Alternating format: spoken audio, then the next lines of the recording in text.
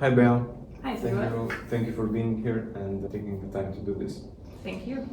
So you write an article series called Behind the Project.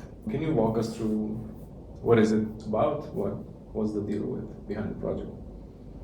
Yes, so in this series, we generally focus on some really relevant standout projects. We talk to developers, architects, sometimes engineers about the development, the process, the challenges they faced, and then also highlights of the project, sometimes sustainability or some standout technologies they use for bringing that certain project to life. So it's a series where you really zoom in on Yeah. one project and what makes Yes. it stand out from, okay. Yeah. And for this article, one of your most recent ones, you looked at one of the largest conversion projects in the country, Manhattan. right? Or in And Manhattan. also, yes, at the time it was the largest office residential conversion in the country. And it's in downtown Manhattan at 25 Water Street. It's Okay. a 1970s office building, more than 1 million square foot, and it was converted into more than 1,300 residential units. Oh, wow. Yeah, so it's a huge project. So who did you reach out to for this to find out more about this project? Yeah, so in this particular case, we talked to one of the three developers, Okay. GFP Real Estate, and also the architects that were ready. Oh, wow, nice. Yeah. So was there anything? I mean, talking about the project this scale, it must have had its fair share of challenges, right? Yeah.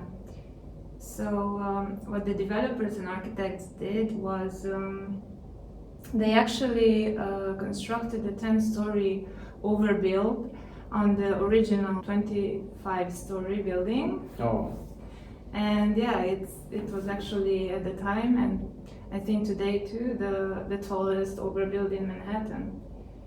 So how they did this was with a special unique truss bracing system. And by doing this, they avoided touching the foundation of the building, because this part of Manhattan is actually located in a flood zone. oh, So okay. it would have been very difficult to work with the foundation of the building. Oh yeah, so they had to create like a they had to find a custom solution for Yes. this specific project. And I imagine quite a lot of parts of the building had to be updated to fit this new use, right? Yes, of course, yes. Usually when there's an office to residential conversion, you have a set of challenges. In this particular case, they had to punch in like 1,000 new holes into the facade to let more natural light in. They also tried to restore the original brick of the facade, and they also used some new light wells to bring natural light into the center of the building. All right, because this is one of the more common, I would say, issues with converting office properties to residential is that they don't get enough natural light. Yes, because the floor plates are so deep. In an office setting, you don't need so much natural light. You don't have to have natural light in every office, but with apartments, you do. Yeah, So every room should natural, have its natural lighting, its windows. So how architects usually do this is by introducing like interior light wells. Okay. Yes, they punch through the building. These light wells, which then illuminate the center of the building. Oh. And also they had a few underground levels, which Okay. they use for amenities, and Oh.